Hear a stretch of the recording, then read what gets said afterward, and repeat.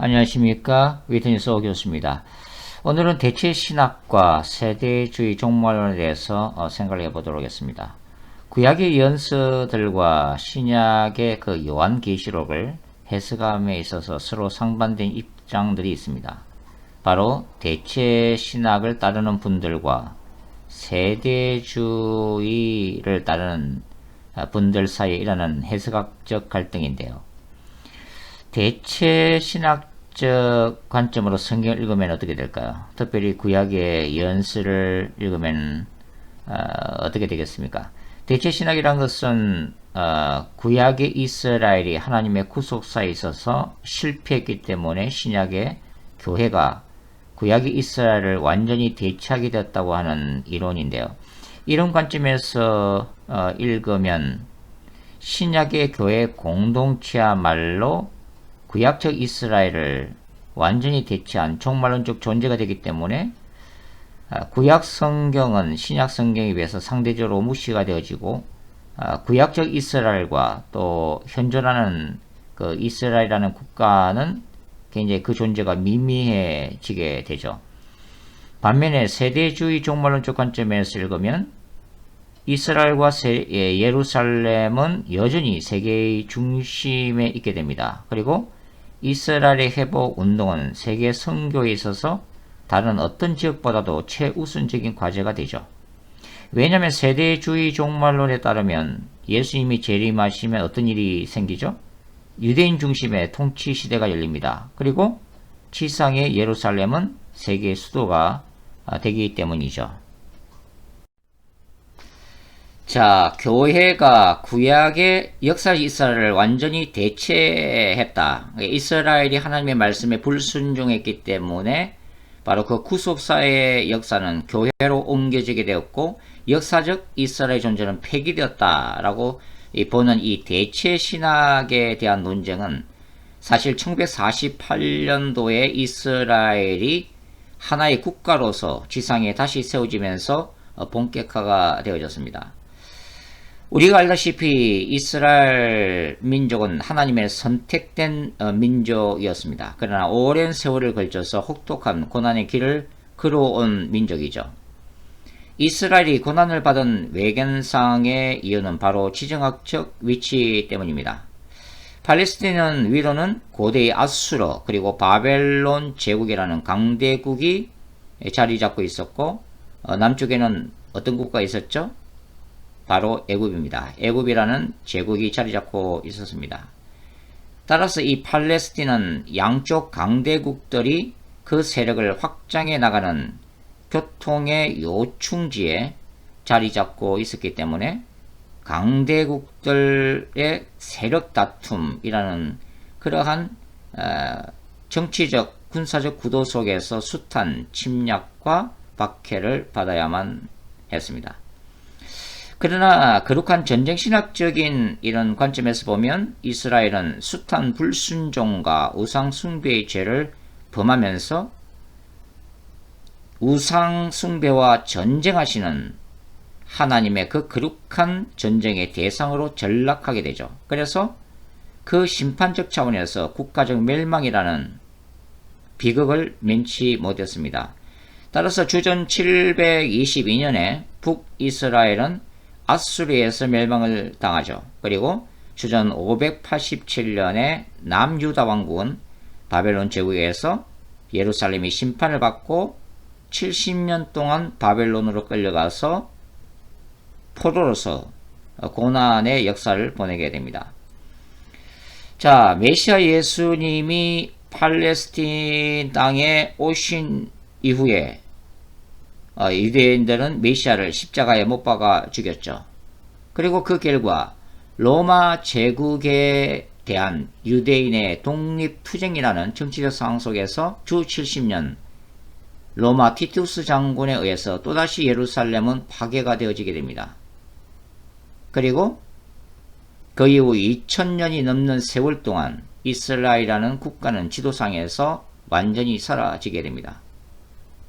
그리고 유럽 전역에서 이 흩어진 디아스포라 유대인들은 뿌리 깊은 반유대 사상에 의해서 환란과 고통을 당하게 되죠. 그러다가 히틀러에 의해서 유대인 600만 명이 학살되는 비극의 역사를 거쳐서 1948년에 극적으로 국가가 재건되어 지금에 이르고 있습니다. 자, 그러니까 2000년 동안 이스라엘 국가가 지상에서 사라졌기 때문에 그동안 기독교회는 이 구약의 예언서들을 자연스럽게 그 신약의 교회 공동체가 대체했다고 하는 이 대체 신학의 기초에서 본문들을 해석을 해왔다는 거죠. 그러나 1948년도에 이스라엘 민족이 다시 국가를 재건함으로 인해서 구약의 예언서들을 그 해석하는 관점이 큰 변화가 오게 됩니다. 그리고 이스라엘 민족이 다시 재건됨으로써 바로 예루살렘 회복 운동이 불을 붙이게 되죠. 그래서 예를 들면 미국의 그 로버트슨 같은 그 유명한 근본주의 목사님들이나 또 적지 않은 친유대주의 신학자들, 그리고 세대주의 종말론자들, 그리고 이스라엘 회복운동, 소위 Back to Jerusalem 무브먼트를 지지하는 분들은 이 구약에서 말하는 그 이스라엘에 대한 궁극적인 회복, 그리고 다윗왕국의 재건에 대한 구약적인 예언이 문자 그대로 이스라엘 민족에게 다시 적용이 되어야 한다고 주장하기 시작한 것입니다. 그리고 신약 본문에서도 그 이스라엘과 교회는 서로 구별되어야 한다고 몫을 높이기 시작했죠. 그러나 구약의 예언서들이 궁극적으로 예루살렘의 완전한 회복과 영광을 노래하는 것은 사실이지만 과연 그 모든 본문들을 문자적으로 지금의 지상적 이스라엘에게 다시 적용해야 하는가 하는 것은 심각한 해석학적 문제가 됩니다. 한 예를 한번 들어보죠. 그 스가랴 12장부터 14장에는 그 그날이라고 하는 것이 반복적으로 기록되어 있죠. 이 그날은 종말론적 상황, 즉 예수 그리스도의 재림에 관한 본문임을 그 모두가 동의를 하고 있습니다. 그런데 이제 그날이 오면 과연 이 스가랴서에 기록되어 있는 이 말씀이 문자적으로 성취가 되어질 것인가 하는 것입니다. 예를 들면은 스가랴 14장 한번 간단하게 한번 보도록 하죠. 스가랴서 14장 16절부터 21절 말씀 한번 읽어보도록 하겠습니다. 스가랴서 14장 16절부터 21절 제가 읽어보죠. 예루살렘을 치러 왔던 이방 나라들 중 남은 자가 해마다 올라와서 그 왕 만군의 여호와께 경배하며 초막절을 지킬 것이라. 땅에 있는 족속들 중에 그 왕 만군의 여호와께 경배하러 예루살렘에 올라오지 아니한 자들에게는 비를 내리지 아니하실 것인즉 만일 애굽 족속이 올라오지 아니할 때에는 비 내림이 있지 아니하리니 여호와께서 초막절을 지키러 올라오지 아니하는 이방 나라들의 사람을 치시는 재앙을 그에게 내리실 것이라. 애굽 사람이나 이방 나라 사람이나 초막절을 지키러 올라오지 아니하는 자가 받을 벌이 그러하니라. 그날에는 말방울에까지 여호와께 성결이라 기록될 것이라. 여호와의 전에 있는 모든 소치 제단 앞 주발과 다름이 없을 것이니 예루살렘과 유다의 모든 소치 만군의 여호와의 성물이 될 것인즉 제사드리는 자가 와서 이 소치를 가져다가 그것으로 고기를 삶으리라. 그날에는 만군의 여호와의 전에 가난한 사람이 다시 있지 아니하리라. 자, 과연 이 본문이 문자적으로 예수님의 재림 후에 이 땅에 물리적인 성전이 다시 세워지고 또 피의 제사가 재현되고 소태 문자적으로 고기를 삶아서 구약시대처럼 다시 바치는 일이 일어날 것인가 하는 것입니다. 이 본문을 예수님의 재림 이후에 문자적으로 성취될 것이라고 보면 여러 가지 문제가 발생되어지죠. 즉 예수님의 재림 이후에도 애굽 족속이 그대로 존속을 하고 있는가 하는 것부터 시작해서 또 예수님의 재림 때는 말에다가 방울을 달아서 여호와께 성결이라고 기록하는 일이 또 일어날 것인가 하는 등등입니다.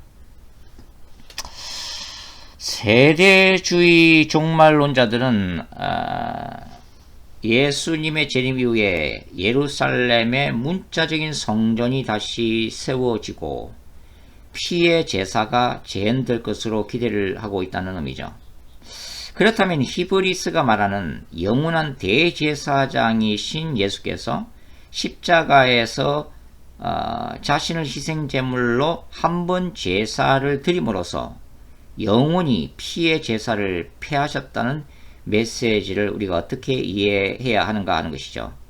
바울이 그의 서신서를 통해서 강조하는 게 뭡니까? 예수님의 십자가 사건으로 이제는 구약적인 절기와 율법들이 그리스도 안에서 모두 완성되었다라는 것을 굉장히 강조하고 있죠. 바로 이것을 어떻게 이해해야 하는가 하는 것입니다.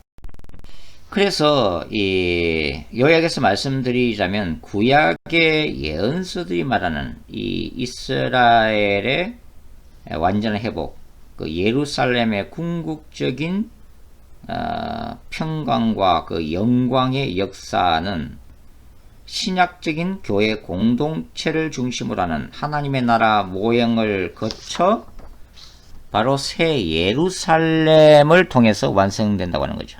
바로 사도 요한이 요한계시록 21장과 22장에서 보여주는 새하늘과 새 땅, 새 예루살렘이야말로 구약적인 그 예루살렘에 대한 예언과 신약적 교회 공동체가 완전히 완성되어지는 영원한 하나님의 나라를 보여주고 있다고 하는 거죠. 그러니까 구약적 예언은 당시의 이스라엘과 예루살렘을 그 배경으로 선포된 것으로 궁극적으로는 신약의 메시아 왕국을 통해 이루어진다는 의미입니다. 이것을 이중연적 기법이라고 부르죠. 즉 예루살렘, 이스라엘에 대한 예언을 하나님이 주시면서 궁극적으로 예수 그리스도의 초림과 재림을 통해서 이루어지는 하나님의 나라를 동시에 예언하고 있다고 하는 것입니다. 하나님은 그러한 역사를 교회 공동체라고 하는 종말론적인 신적 기관을 이 땅에 세우심으로써 성취시켜 나가십니다. 이런 의미에서 바울의 교회로는 유대인과 이방인이 그리스도 안에서 하나된 종말론적 공동체임을 강조를 하고 있습니다. 에베소서 2장과 3장에 기록되어 있죠. 즉 유대인을 배제시킨 대체 신학이란 존재하지 않습니다. 유대인의 구원이 빠져버린 교회 공동체는 존재하지 않는다는 의미죠. 성령의 권능 안에서 새롭게 시작된 유대인 중심의 종말론적 교회 공동체가 바로 초대 예루살렘 교회였죠. 그리고 이러한 초대 교회가 바로 구약적 이스라엘을 계승하게 됩니다. 그리고 예수 그리스도의 복음이 예루살렘에서 땅끝까지 퍼져나가면서 그 구약적 문자적 이스라엘까지 포함하는 유대인들을 예수 그리스도를 머리로 하는 그 교회 공동체로 이제는 영입하는 바로 그런 구속사의 과정 가운데 이제는 이방인까지 포함하는 새로운 공동체의 의미를 갖게 되는 거죠. 그것이 바로 신약적 교회고, 그래서 신약적 교회는 새 이스라엘이라고 불리우게 됩니다. 이와 같이 교회를 구약적 12지파를 계승한 영적 이스라엘로 해석하는 것은 1세기 사도들에게는 보편화된 사상이었습니다. 예를 들면 야고보 사도는 야고보 1장 1절에서 어떻게 언급하고 있어요? 이렇게 되어 있습니다. 하나님과 주 예수 그리스도의 종 야고보는 흩어져 있는 12지파에게 문안하노라. 여기서 흩어져 있는 12지파는 예수를 믿지 않는 정통 유대인들을 얘기하는 것이 아닙니다. 유대교인들을 얘기하는 게 아니죠.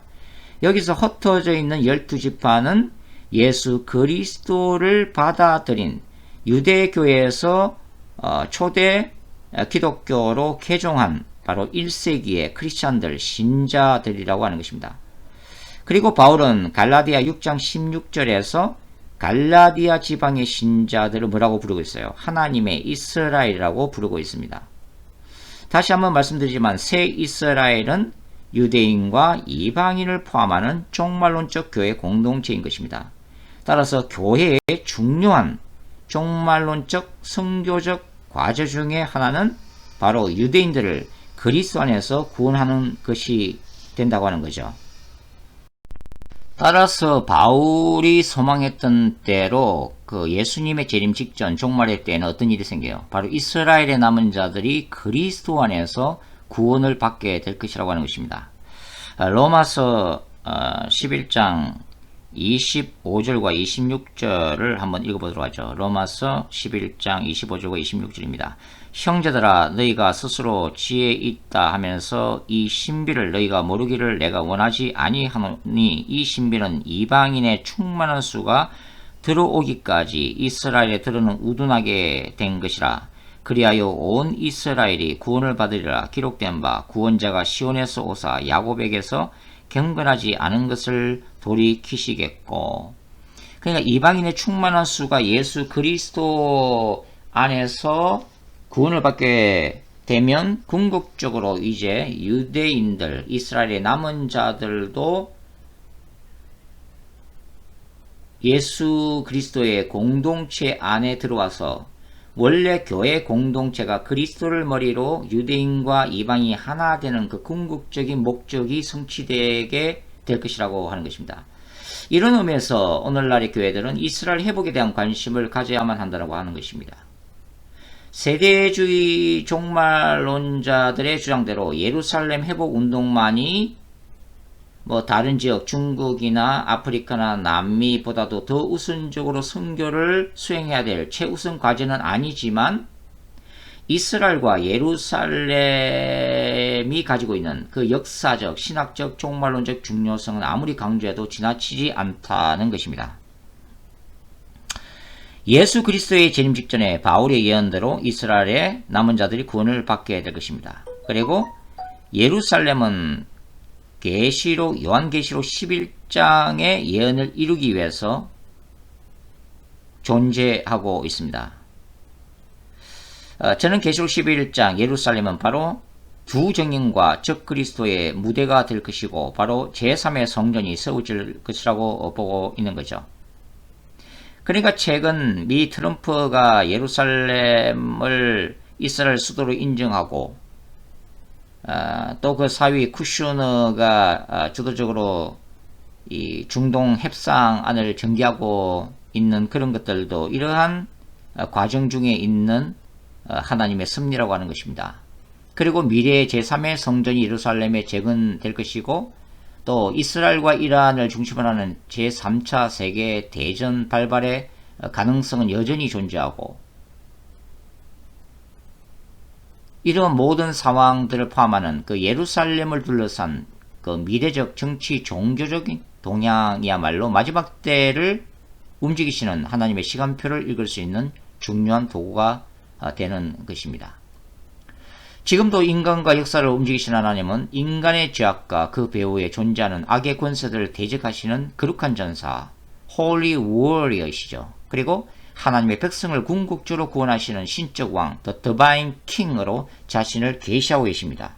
그리고 이 모든 역사가 완성되는 사건이 바로 예수 그리스도의 재림 사건인 것이죠. 인간 역사는 바로 그 그리스도의 재림 사건을 향해 지금도 진행되고 있다는 의미입니다. 자, 이제 결론을 말씀을 드리도록 하겠습니다. 결론적으로 대체 신학도 잘못된 것이고 세대주의 종말론 또한 비성경제라고 말씀을 드릴 수가 있습니다. 구약을 극단적인 문자주의로 해석하는 것은 수많은 해석학적 문제를 야기시킵니다. 우리는 구약적 예언적인 메시지가 선포되었던 당시 이스라엘과 주변 국가들의 상황을 충분히 고려하되 이스라엘과 예루살렘을 향한 궁극적인 구원의 메시지는 문자적 이스라엘이 아닌 더 폭넓은 하나님의 나라에 적용해야 합니다. 구약적 예언의 완성은 역사적 이스라엘 넘어 여전히 미래적이고 종말론적인 예수 그리스도의 재림과 관련이 있음도 이해해야 한다는 것이죠. 따라서 구약의 예언서들은 당시의 역사적 이스라엘 향해서는 문자적인 성격을 가지고 있고 동시에 그 예언이 점진적으로 그리스도의 재림을 향해서 완성되어 간다는 의미에서 상징적이고 묵시적인 성격도 동시에 포함하고 있음을 우리는 기억해야 합니다. 감사합니다.